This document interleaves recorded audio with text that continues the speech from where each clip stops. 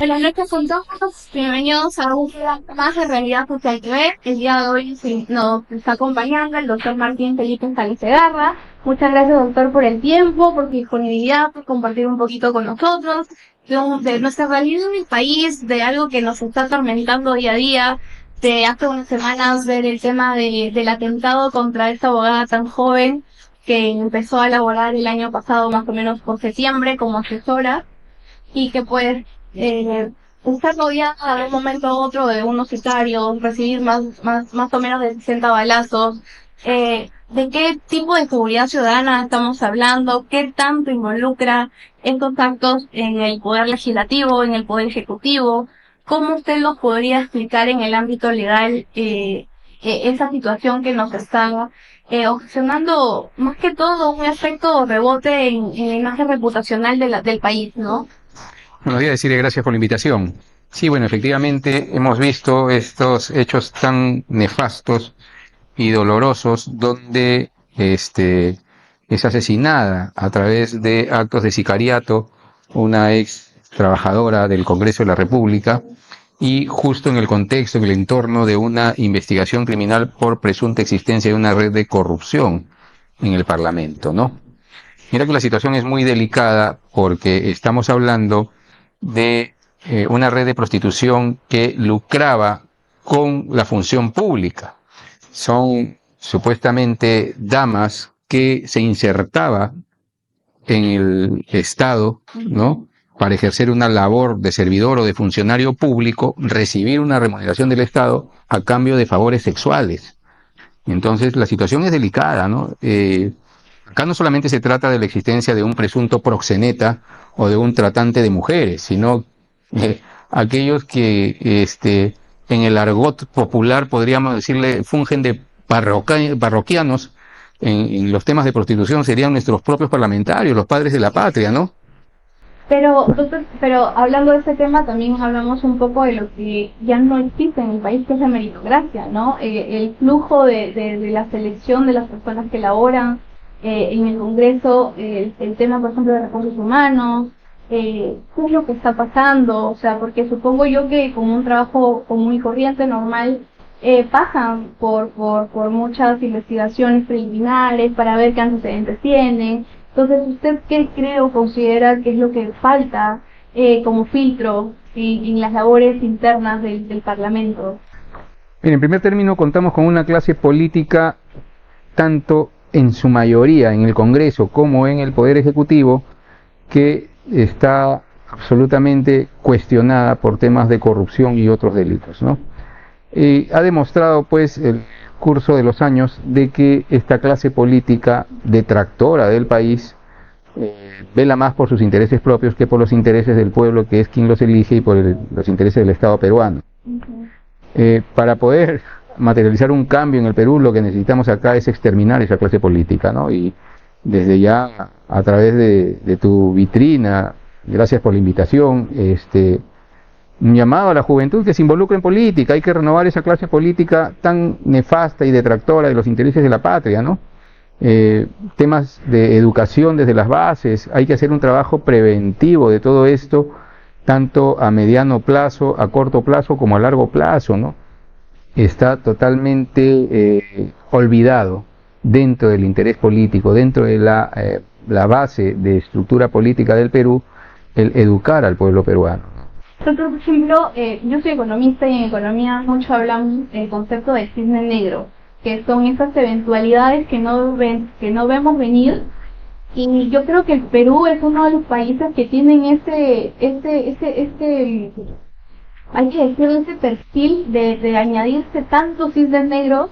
Uno de ellos fue la pandemia, otro fue el tema de la vacancia.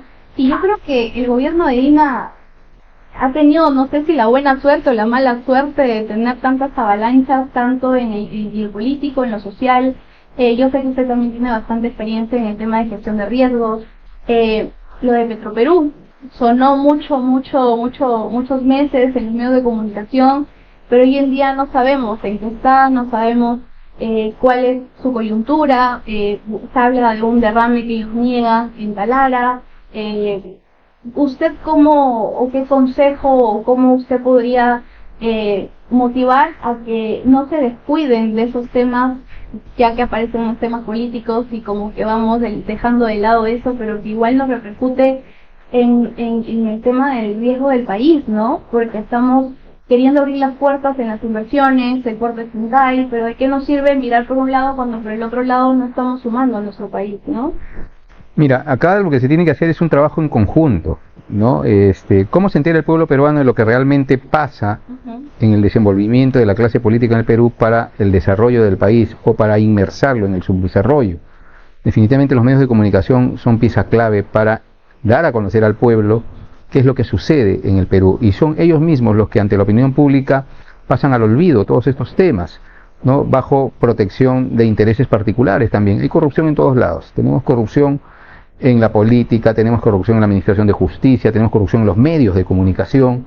Entonces parecería que ese equipo oscuro, ¿no? Ya que mencionas al cisne negro, ese equipo oscuro de la corrupción está trabajando muy bien y trabaja en conjunto, porque distraen a la opinión pública, distraen al pueblo peruano con temas de repente que no tienen coyuntura nacional para el desarrollo del país, ¿no? El hecho de que te informen de que un futbolista estuvo en tal sitio bailando con una modelo es más importante que decir que se derramó tanta cantidad de petróleo en nuestro océano Pacífico, ¿no?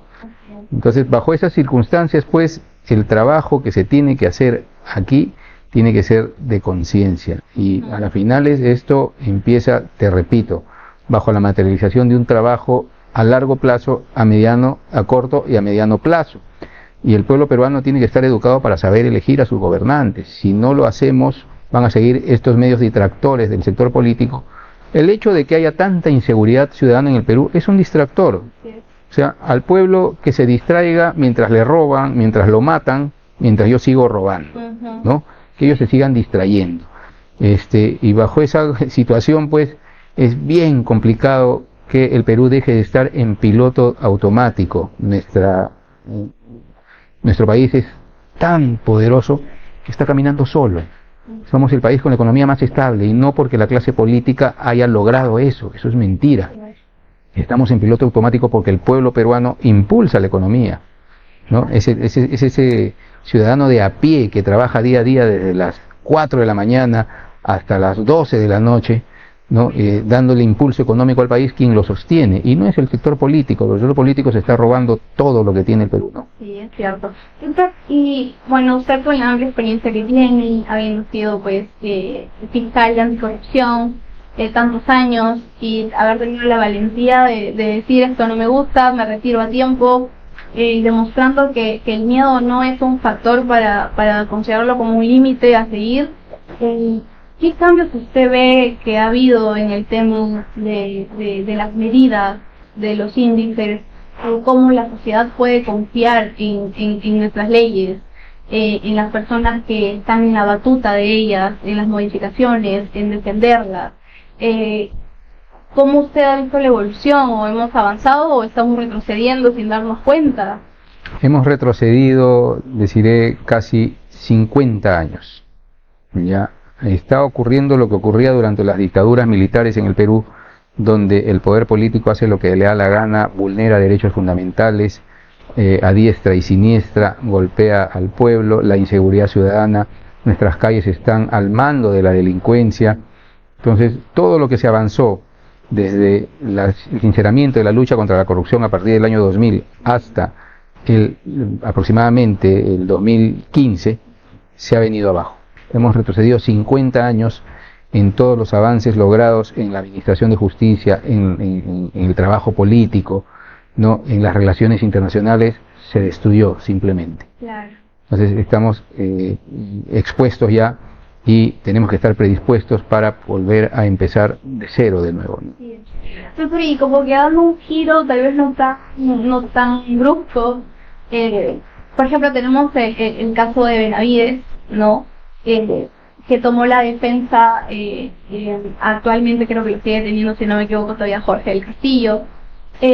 ¿Cómo usted ve, como una persona externa, el hecho de que pues un posible candidato en el 2026 tenga la defensa, ¿no?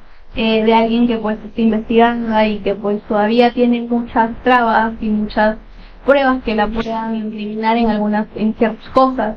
¿Usted cree que eso es un tema de favores políticos o es un tema de profesionalismo? ¿O cómo usted recomienda que la gente pueda visualizar esa situación? Mira, yo tengo claro que a un abogado no se le puede etiquetar con la marca de su cliente. Ya vale decir, el que defiende un asesino no quiere decir que sea un abogado asesino. El que defiende un narcotraficante no quiere decir que sea un abogado narcotraficante. El que defiende un violador no quiere decir que sea un violador. Pero yo creo que acá el sustento es ético y moral. Cada persona, cada ser humano, en virtud de su formación espiritual, en su formación ética y en su formación académica, pone sus propios límites. Yo, por ejemplo, jamás defendería a un pedófilo, a un violador, a un narcotraficante, etcétera, ¿no? Bajo esa situación tengo mis propias reservas y pongo mis límites. Pero no comparto la posición de etiquetar al profesional del derecho con la marca de su cliente, repito, ¿no? Claro. Ahora, definitivamente el pueblo te exige en su momento pulcritud, ¿no? Porque va a poner en tus manos ese poder tan grande que es el poder absoluto que tiene el pueblo peruano y quiere que lo guíes bien, aunque nuestro pueblo se equivoca muy seguido, si no, no tendríamos esa clase política que nos gobierna en este momento. Si va a candidatear el abogado de la tan cuestionada ex fiscal de la Nación, bueno, es su derecho de participar en política y el pueblo se encargará de determinar si llega o no llega al poder político, si es justo nombrarlo, si va a ser si considera que podría ser una buena administración o va a defraudar al pueblo, ¿no? Claro, porque en realidad no solamente pues hablamos de él, sino que varios ya vistas previas a las elecciones del 2026 vienen cuestionando tanto a favor como en contra, que es un vaivén pues esa situación del actual fiscal de la Nación, las investigaciones que vienen teniendo los anteriores y los actuales. Entonces, ¿cómo usted recomienda que la política que se avecina tenga que manejar esta situación, ¿no? Porque hay que saber diferenciar lo social con lo político, y yo creo que eso lo estamos mezclando y como que no sabemos explicar a los televidentes y a los jóvenes que en realidad tienen una real responsabilidad ahora de las elecciones que se vienen, de saber escoger con tantos partidos políticos distintos en realidad. Entonces, ¿usted qué consejo o cómo podría usted explicar tal vez en algo breve ese detalle, ¿no?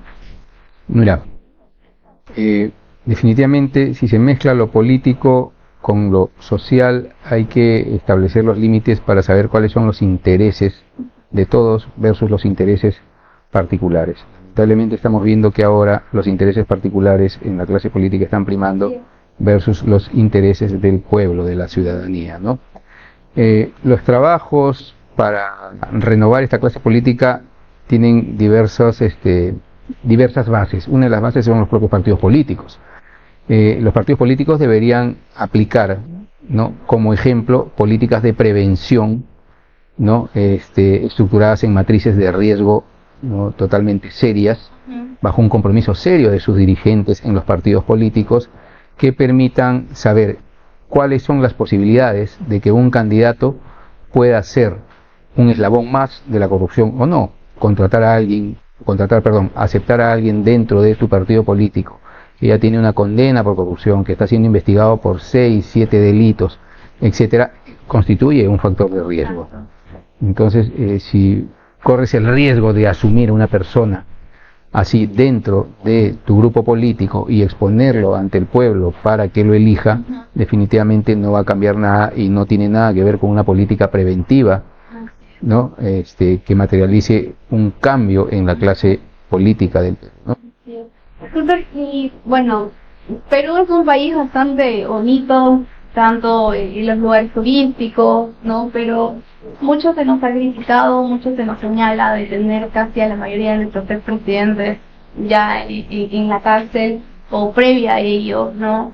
¿Qué se le viene a Alejandro Toledo? ¿Qué se le viene a Martín Vizcarra? ¿Qué se le viene a Ollanta Humala y a Nadine Heredia? O sea, ¿qué se viene para esas personas que nos han representado tantos años en el país y que nos están dejando secuelas y que lamentablemente, pues como usted dice, estamos en un piloto automático porque todavía no llega un líder que sepa manejar un país tan rico, pero a la vez tan pobre en tema de conocimientos, en tema de gestión pública. Llegan tantas personas al poder, pero sin saber lo que es gestión pública, sin saber lo que es contratar con el Estado. Entonces, ¿qué se viene para ellos? ¿Cuál es la medida de ellos? ¿Qué es lo que van a hacer? Mira, lo único que podría rescatar, a pesar de los cuestionamientos que tiene la Administración de Justicia, es su posición de estabilidad de persecución a toda esta clase política que se encuentra cuestionada e investigada por temas de corrupción. El sinceramiento de la lucha contra la corrupción se dio hace más de 25 años, ¿no? A partir del año 2000 empiezan los subsistemas de la Administración de Justicia a trabajar en la lucha contra la corrupción y han tenido grandes logros. Sentencias condenatorias contra presidentes de la República.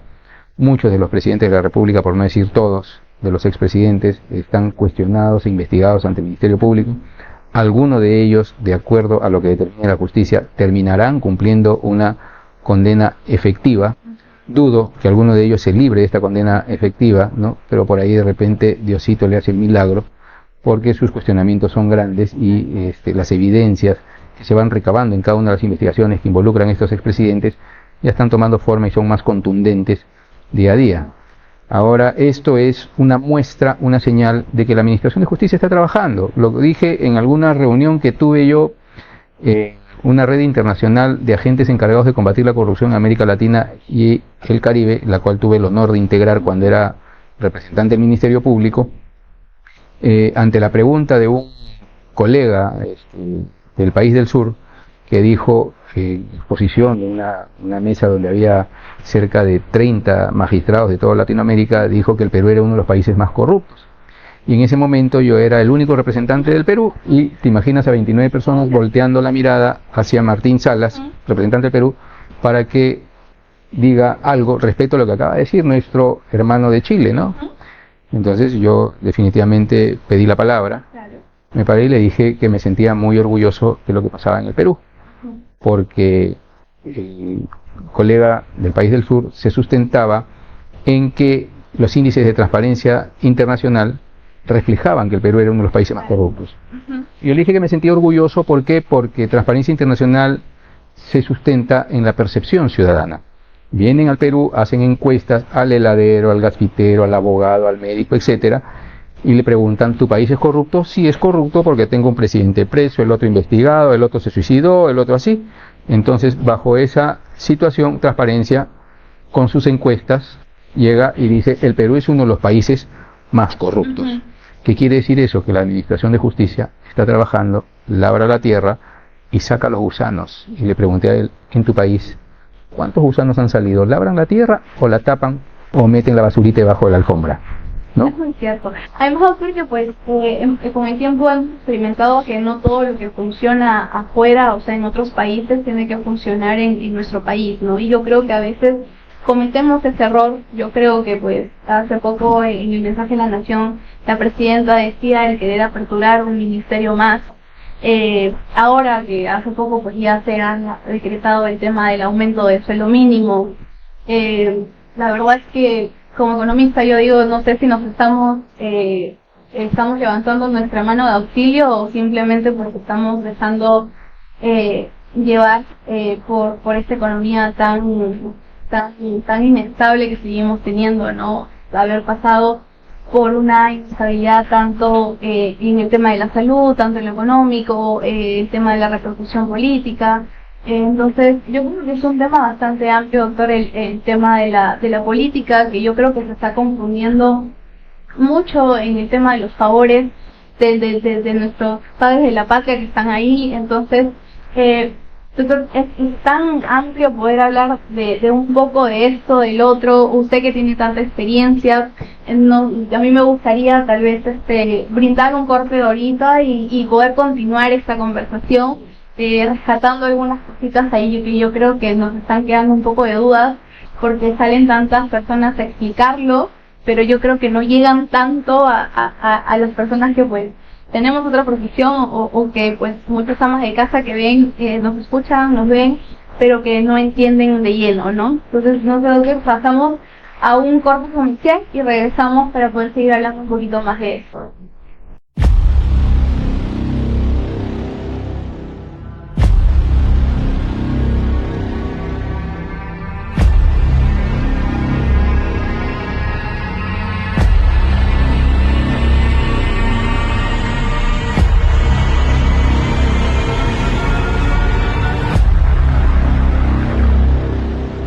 Ese es un reflejo notorio primero del mal uso del poder público, de la función pública, segundo de dar prioridad a tus intereses particulares versus los intereses de todos los peruanos, ¿no? ¿Por qué digo que es un reflejo y es un ejemplo clarísimo? Porque entiendo que a ellos se les abre investigación por el delito de peculado doloso. ¿Qué quiere decir peculado doloso para que entiendan tus seguidores en redes? Quiere decir que el funcionario público usa el patrimonio del Estado, el dinero del Estado, para satisfacer con intención, porque es doloso, con intención sus propios intereses. Vale decir, el dinero que me da el Estado de repente para materializar una reunión de trabajo que pueda traer buenas normas, lo uso para comprarme un par de zapatos o un terno nuevo, ¿no? Ese es usar el bien público a tu propio beneficio. ¿Qué hicieron estos congresistas y por qué se les investiga?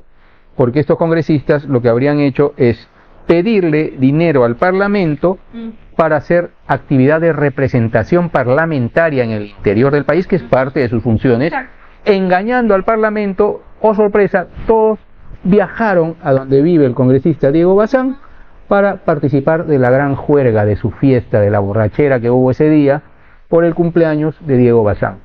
¿Y cómo sustentaron esto? Estoy haciendo gastos de representación parlamentaria. Claro. ¿No? Eso es lo que está investigando la Fiscalía de la Nación y van a tener que rendir cuenta a la justicia, ¿no? Entonces, viene porque creo que no sabemos o no entendemos aún el hecho de la semana de representación que tienen los congresistas, ¿no?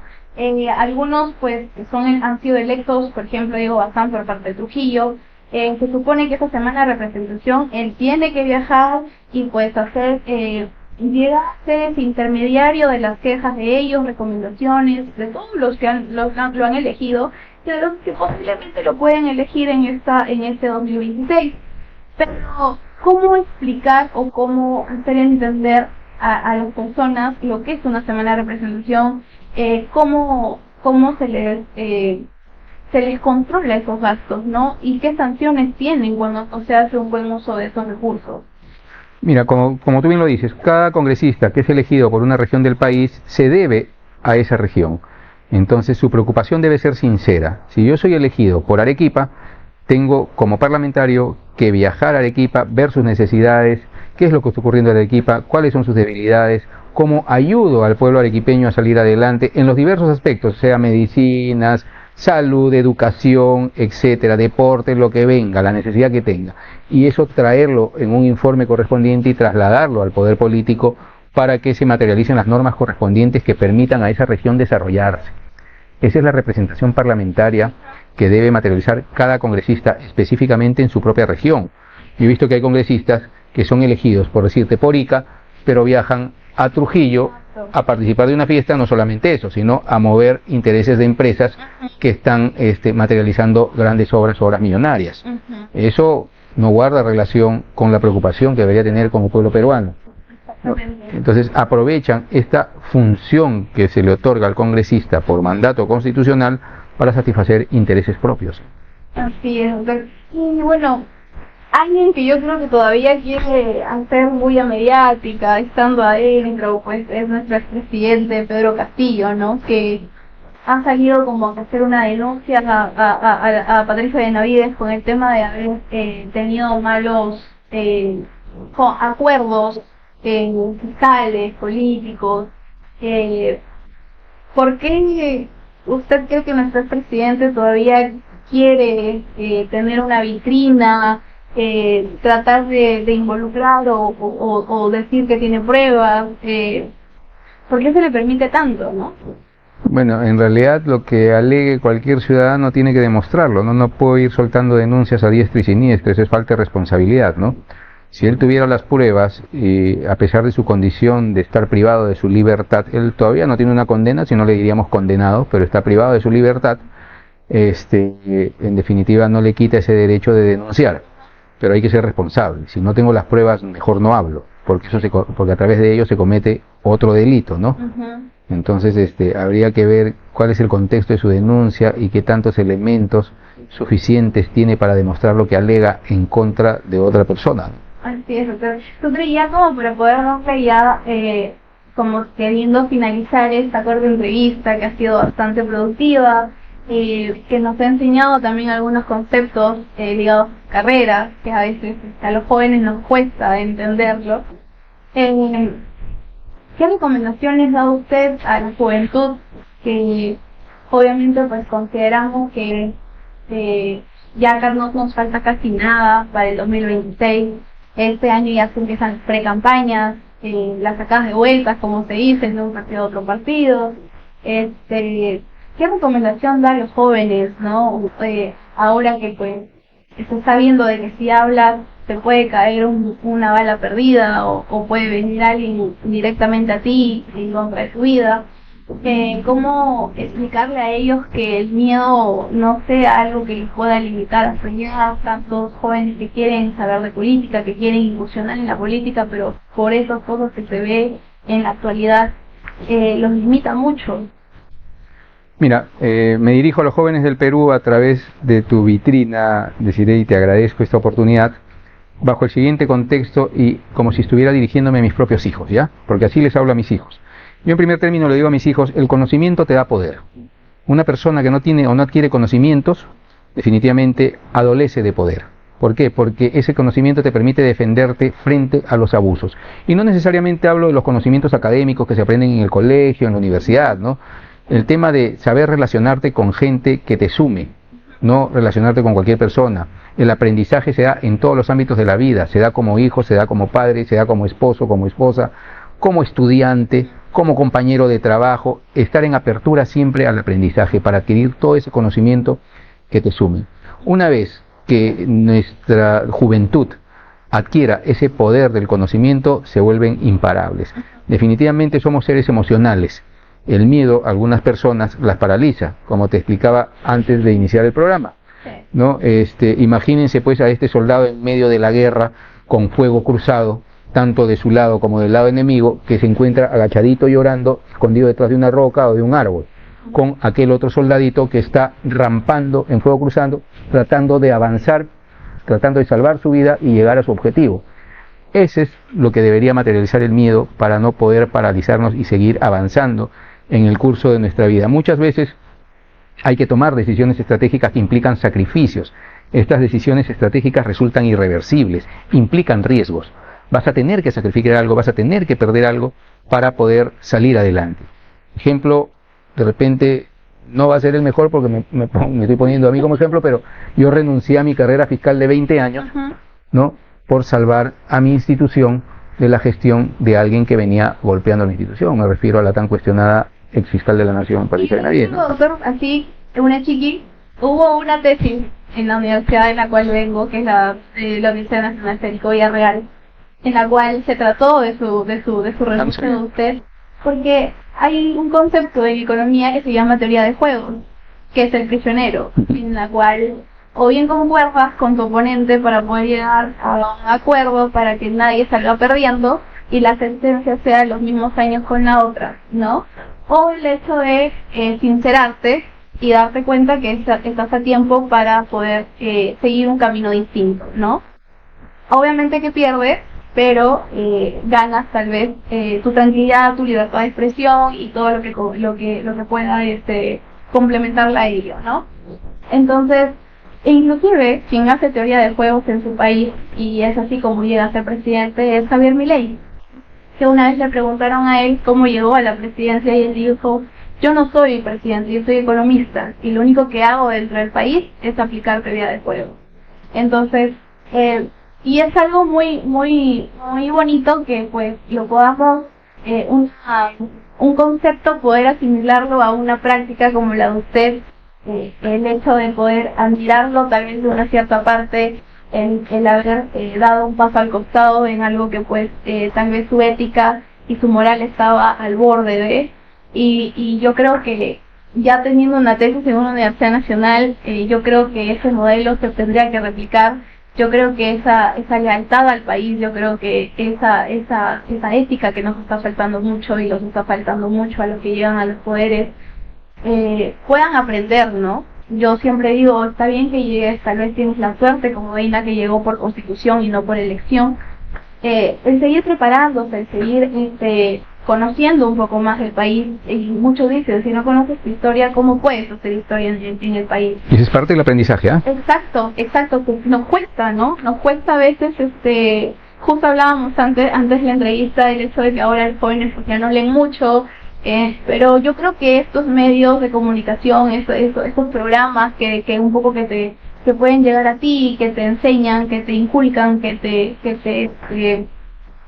pueden añadir un poquito más de lo que tú puedes saber, porque no necesitamos, por ejemplo, yo necesito ser abogada para poder entenderle a usted, pero usted ya me dejó una muestra de enseñanza, y no solamente a mí, sino a todos los que nos están viendo. Entonces, yo sí quería decirle eso, que pues hay una tesis muy recomendada en la vida. ¿Sabes quién es el autor para buscarlo? Voy a darle, voy a buscarlo y lo voy a hacer llegar el autor, Por favor. porque sí, me llamó mucho la atención, y justo teniendo un invitado como usted dije, bueno, tengo que decirle que ha sido usted parte de una tesis de teoría de juegos. Muchas gracias. En el tema de economía, y por qué no poder replicarlo en todos los rubros, no solamente en economía. Yo creo que todos los ministerios tienen que ir de la mano, y no solamente los ministerios, sino los poderes del Estado, ¿no? Y también la sociedad. Nosotros también tenemos que aprender a conocer a cada líder para poder hacer un trabajo en equipo. Si no, yo creo que como usted dice, vamos a seguir en piloto automático, y en algún momento vamos a tener un choque, y espero que no sea tan fuerte como para tener que empezar de cero, ¿no? Así que nada, doctor, yo le agradezco mucho su presencia, su tiempo, su disponibilidad. Espero volver a verlo pronto. Igual sé que está dando entrevistas ahí todos los días por diversos canales. Así que yo recomiendo que igual lo sigan en sus redes sociales, que me contó que hace TikTok también, informando un poquito de esos temas. Así que qué bueno, doctor, que pueda tener una llegada con los jóvenes, con la gente en sí, con las personas en sí, porque esto nos va a hacer un cambio positivo en el país, y espero volverlo pronto. Muchas gracias, doctor, por su amabilidad, y pues con eso nos despedimos y hasta el siguiente programa.